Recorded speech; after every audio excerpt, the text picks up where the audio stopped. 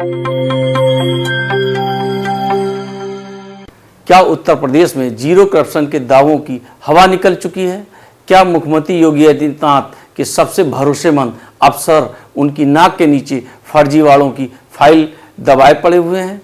मिलिए नई दिल्ली के उत्तर प्रदेश भवन संगम के व्यवस्थाधिकारी अशोक कुमार सिंह से।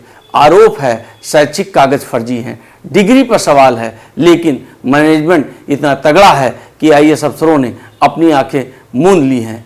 जय हिंद साथियों, निष्पक्ष द्वीप संदेश पर आपका हार्दिक स्वागत है। मैं हूं राजेंद्र कुमार गौतम और आप देख रहे हैं हमारा खास शो ब्यूरोक्रेसी प्रोपोगंडा। आज बात होगी राज संपत्ति विभाग की, जिसकी कमान यूपी के सबसे ताकतवर आईएएस अफसरों के हाथों में है। लेकिन पीसीएस 2022 की भर्ती में ऐसा खेल हुआ जिसने पूरे सिस्टम को कटघरे में खड़ा कर दिया है। 5 अप्रैल 2023 को लोक सेवा आयोग ने पीसीएस 2022 का रिजल्ट जारी किया था। इसमें व्यवस्था अधिकारी और व्यवस्थापकों के पद पर कई चयन हुए, लेकिन जब छानबीन हुई तो चौंकाने वाली सच्चाई सामने आई है। कुल 5 ऐसे अभ्यर्थी चुने गए जिनके पास पदों के लिए जरूरी 3 साल का डिप्लोमा था ही नहीं। किसी के पास 2 साल का था तो किसी के पास 1 साल का। हद तो तब हो गई जब चयनित मैनेजर उत्कर्ष द्विवेदी का डिप्लोमा सामने आया। संस्थान का नाम Vishwakarma university for self employment, और आप जानते हैं यूजीसी ने इस यूनिवर्सिटी को क्या मानती है? 1 नंबर की फर्जी यूनिवर्सिटी है।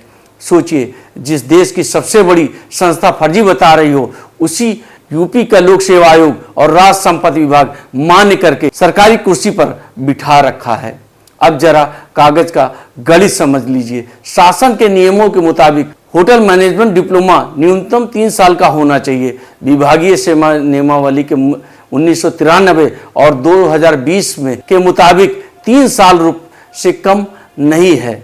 यूजीसी नोटिफिकेशन 2024 डिग्री कोर्स कम से कम 4 साल का होना चाहिए।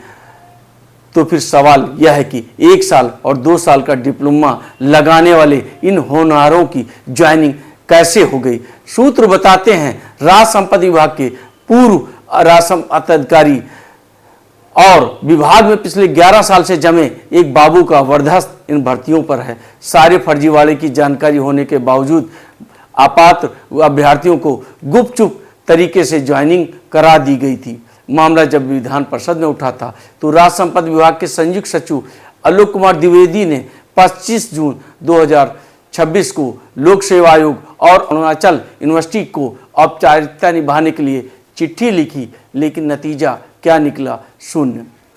अपर मुख्य सचिव संजय प्रसाद और राज संपत्ति अधिकारी आलोक सिंह दोनों को इस खेल की पूरी जानकारी है, लेकिन कोई कार्रवाई नहीं हुई। कार्रवाई के नाम पर मात्र रहस्यमयी चुप्पी साध ली है।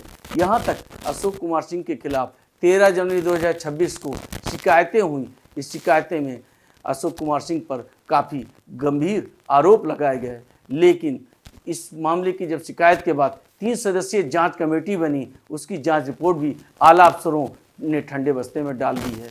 जब हमने इस फर्जीवाड़ी पर आरोपी अशोक कुमार सिंह का पद जाना तो उनका हास्यास्पद बयान सुनिए। उनका कहना है 2022 में आर्ता में सिर्फ डिप्लोमा लिखा था या नहीं लिखा था, 1 साल का होगा या 3 साल का, मेरे खिलाफ साजिश हो रही है। वाह अफसर साहब वाह। जब हमने राज संपत्ति अधिकारी आलोक कुमार सिंह और अपर मुख्य सचिव संजय प्रसाद का पद जानने के लिए कई बार संपर्क किया गया तो उन्होंने हमेशा की तरह उनकी तरफ से नो कमेंट्स का बोर्ड टांग दिया गया है।